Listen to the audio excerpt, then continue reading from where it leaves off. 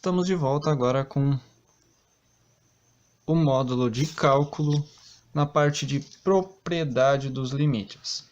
Bom, o limite de uma constante, nesse caso a constante 1, ou seja, de um número, mesmo que x tenda a 2, vai ser a própria constante, tá? Ok?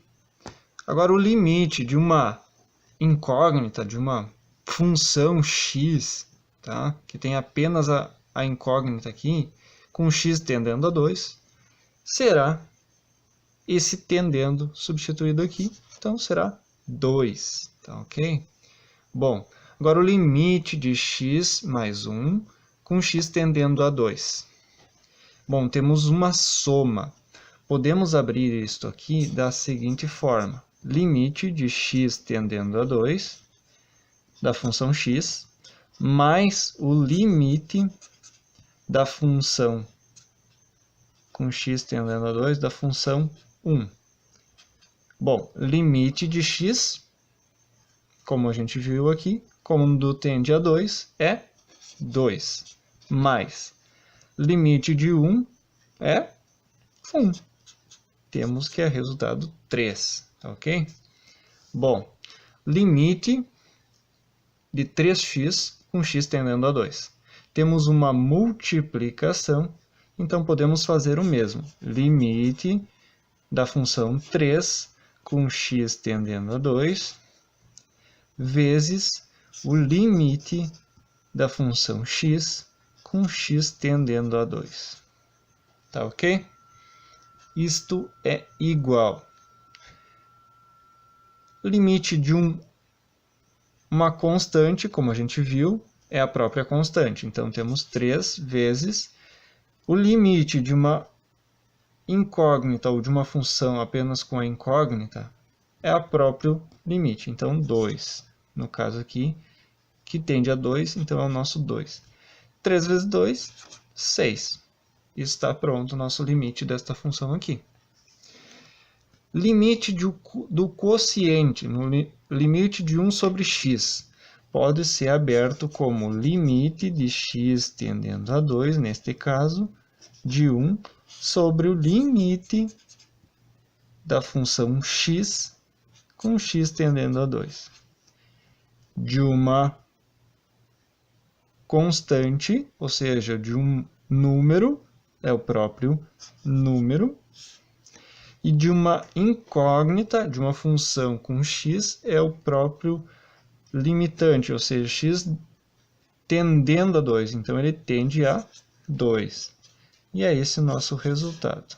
1/2, tá ok? Aqui o 1/6, o 6, aqui é o 3, aqui é a própria constante 2, porque tende a 2, e aqui é a própria constante 1, porque é a constante ali. Vamos dar sequência agora para mais 3, tá ok? Aqui, o limite da função x ao cubo com x tendendo a 2. O que esse cubo, esse expoente pode fazer para nós? Nós podemos transformar ele num limite de x tendendo a 2 com x elevado ao cubo. Bom, já vimos que com uma incógnita é o próprio tendendo aqui. Então, x tende a 2, então ele é 2 ao cubo. 2 vezes 2, 4. 4 vezes 2, 8. Então, esse é o nosso limite dessa função. Bom, aqui temos uma raiz. O limite desta raiz aqui, vamos tentar calcular desta seguinte forma. Vamos abrir ele trazendo o limite para dentro desta raiz. Então, vamos lá.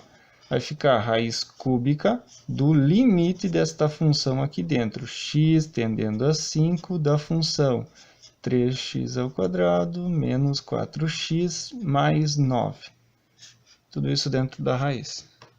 Tá ok? Bom, vamos abrir termos a termos, porque a gente tem multiplicação, tem potência, tem multiplicação e uma soma aqui, tá?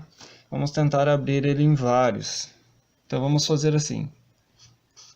Raiz cúbica do limite de x tendendo a 5 de 3, tá ok? Vezes, percebeu que tem uma multiplicação. Aqui nós temos uma potência, então a gente pode abrir aqui, limite de x tendendo a 5 de x ao quadrado, menos 4 vezes x, então o 4 vai ser um limite. Limite de x tendendo a 5 do 4 vezes, podemos até pôr um parênteses aqui, o limite de x tendendo a 5 do x mais o limite de x tendendo a 5 de 9, que é o nosso último termo. Ok? Perceberam isso? Vamos dar sequência aqui. Vamos manter a nossa raiz, talvez não tão grande agora. Temos uma constante, permanece a constante. Temos um x, então o tendendo vai ali. Então temos 5 ao quadrado. Vamos pôr um parênteses porque aqui temos uma multiplicação. Menos, limite de uma constante 4, é a própria constante, vezes o limite de uma incógnita, então x tende a 5, então vai ser 5, mais o limite de 9 com x tendendo a 5. De uma constante 9, permanece 9. Ok? Então temos raiz cúbica de 5 vezes 5, 25, 25 vezes 3, 75, menos 5 vezes 4, 4 vezes 5 é 20, mais 9. Correto? Isso. Agora temos raiz cúbica de 64. 75 menos 20 mais 9 dá 64. Que tem como resultado 4. Então, o limite de toda essa função é 4. Ok? Aqui temos um caso especial, que é a do seno, tá? Usando trigonometria no limite. A gente pode abrir esse limite como abrir isso daqui, porque não temos um limite específico de seno de x, a não ser que o limite seja um ângulo. E no caso aqui, ele é um número, ok?